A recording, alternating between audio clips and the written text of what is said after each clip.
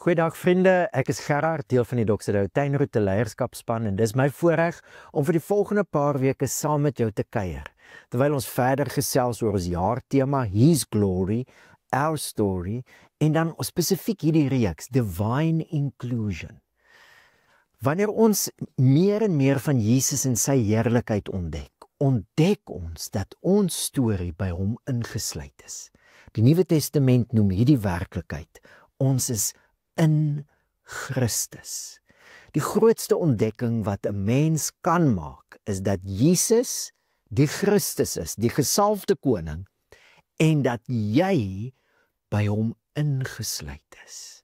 En vriende, dis die doel van hierdie gesprek, is om my en jou te help om daai waarheid te ontdek vir onsself en te leer om in die werklikheid en die krag van dit te lewe.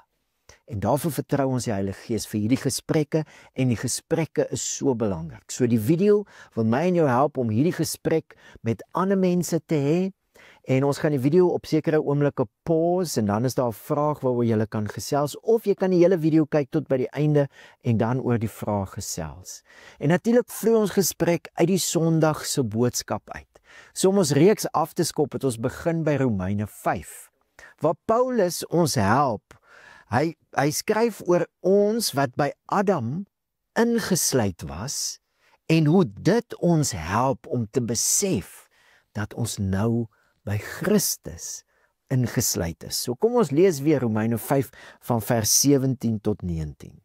Want as deur die oortreding van die een mens die dood deur daardie een mens begin heers het, sal hulle wat die oorvloed van God se genade ontvang, ja die gawe van sy regverdiging, nog soveel eerder deur die een mens, Jesus Christus, in die lewe regeer. Daarom dan, soos daardeur die oortreding van een mens veroordeling oor alle mense gekom het, so het daar ook deur die een mens se gehoorsame optrede vir alle mense regverdiging tot die lewe gekom. Want soos deur die ongehoorsaamheid van een mens baie mense tot sondaars gemaak is, so ook sal deur die gehoorsaamheid van die een die baie mense geregverdig word. So die Bybel sê dat om te dink oor hoe ons ingesluit was in Adam, gaan ons eintlik help om te besef dat ons nou ingesluit is in Christus. So kom ons dink oor Adam. Onthou jy reg aan die begin het God alles geskep in sy skepping, hemel en aarde, en met die doel wat hy in gedagte gehad het van die begin van die skepping af, het hy die mens geskape met gesag. Hy het hulle geseën, gesê, wees vrugbaar, vermenigvuldig, vul die aarde, onderwerp en heers. Gesag. Adam was geskape met gesag, en die hele mensdom was ingesluit, was verteenwoordig deur Adam, sodat God se doel met sy hele skepping bereik kon word. En hier wil ek jou uitnooi om bietjie hieroor te dink. Voor ons verder kuier rondom Adam en Christus, dink 'n bietjie oor gesag, wat insluitend is, wat verteenwoordigend is. Dink byvoorbeeld aan 'n ouer, wat 'n besluit neem, en dit het 'n impak op die hele huishouding, want 'n ouer se gesag sluit in. So miskien kan ons die video pause en dan nog aan 'n paar voorbeelde dink uit die alledaagse lewe. Waar sien jy hierdie beginsel in die alledaagse lewe aan die werk? Gesag wat God geskep het, is iets wat insluitend is, dis verteenwoordigend. Kom ons kuier so 'n bietjie en dan gesels ons verder oor Adam en Christus. So die skrif sê dat die hele mensdom was by Adam ingesluit, en dit het katastrofiese gevolge gehad toe Adam dan sonde doen.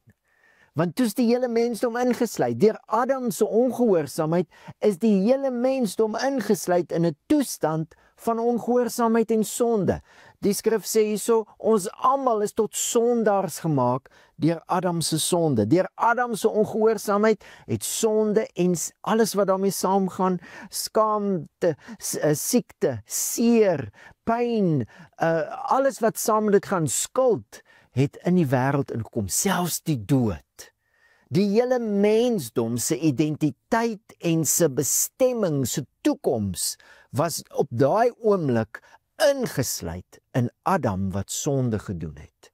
Ons is in 'n toestand van sonde onder die heerskappy van sonde en die dood. En vriende, dit sou dan maar sleg gewees het as die storie daar gestop het. Want dat sou nie eens 'n storie gewees het. Ek het nie eens woorde om te probeer beskryf wat sou gewees het as die storie daar gestop het. Maar wat Paulus sê is, daai werklikheid dat ons in Adam in daai toestand was, het ons eintlik geposisioneer vir wat sou kom. Toe Christus, die gesalfde koning, dis mos wat Christus beteken, toe die gesalfde koning kom, Jesus as die Christus, wat gekom het met God se gesag, na hierdie wêreld toe, om dit wat fout gegaan het in Adam te oorkom.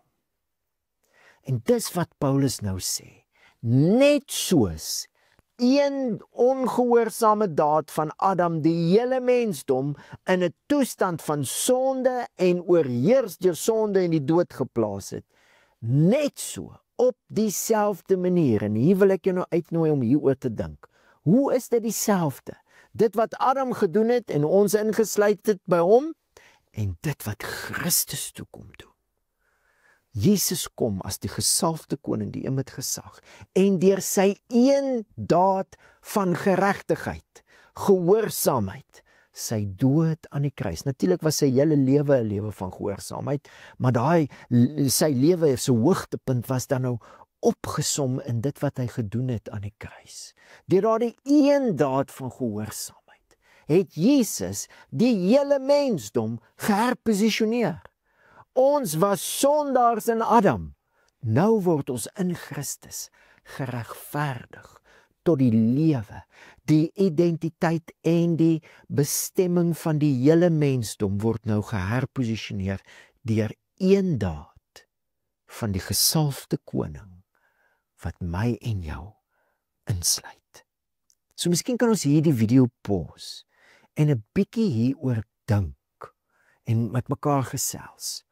Hoe help die begrip van ons insluiting in Adam ons om nou ons posisie in Christus te verstaan?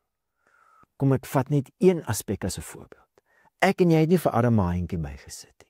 Net so het ons ook nie Christus gehelp sodat ons nou 'n nuwe posisie kan hê. Nee, dis iets wat hy gedoen het. Ons het niks bygedra nie en ons het niks verdien nie. Dis iets wat Christus gedoen het. So kom ons pause die video en dan gesels ons so 'n bietjie hoor. Hoe help die begrip van ons insluiting in Adam ons om nou ons posisie in Christus beter te verstaan?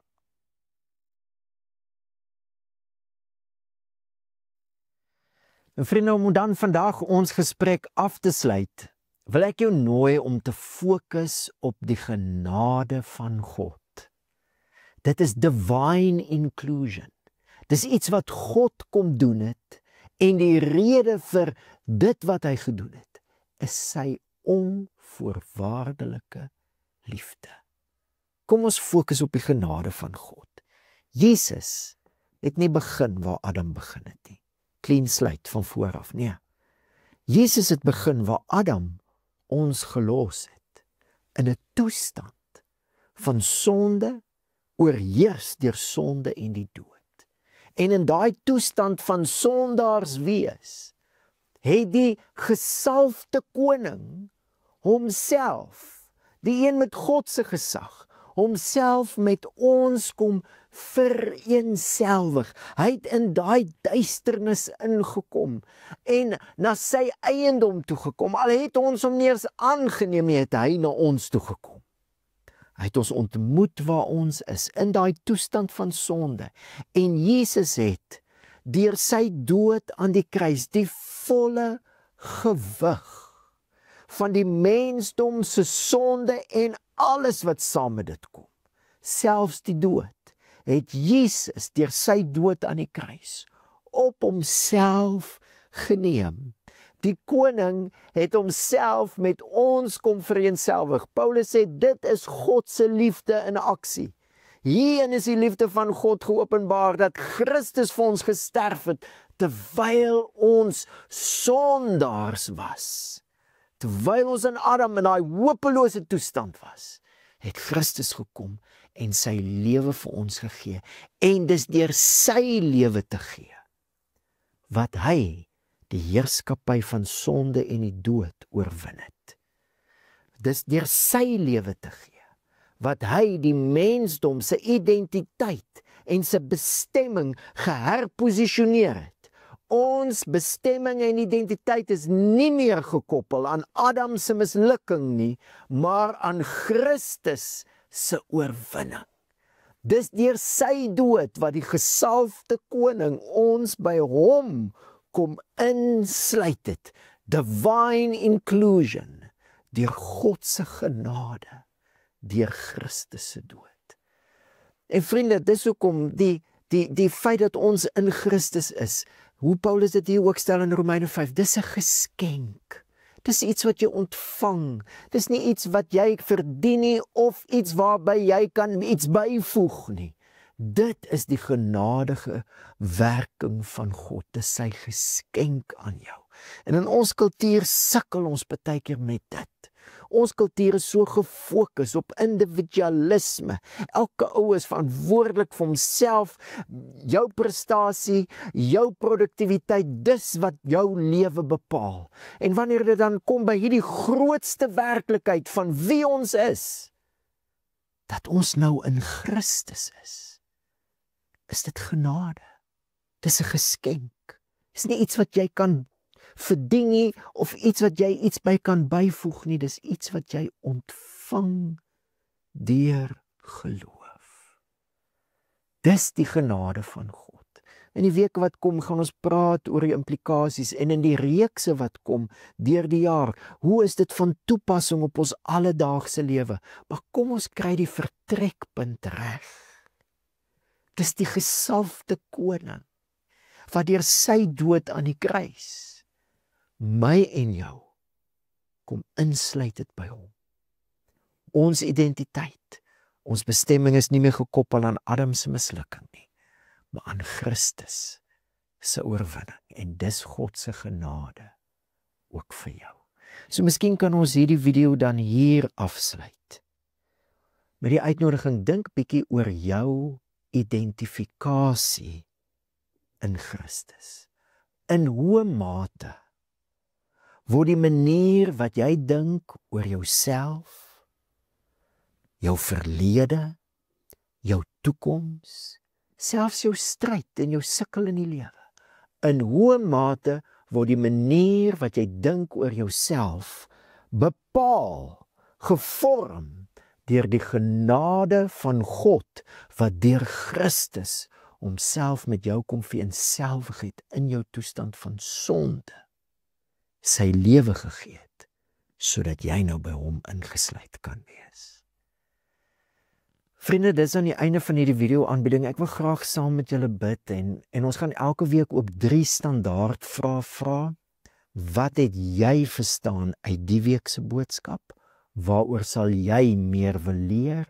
En wat sal jy dadelik wil implementeer? So kom ek bid saam met ons en dan gaan ons lekker saam kuier verder in vandag se gesprek.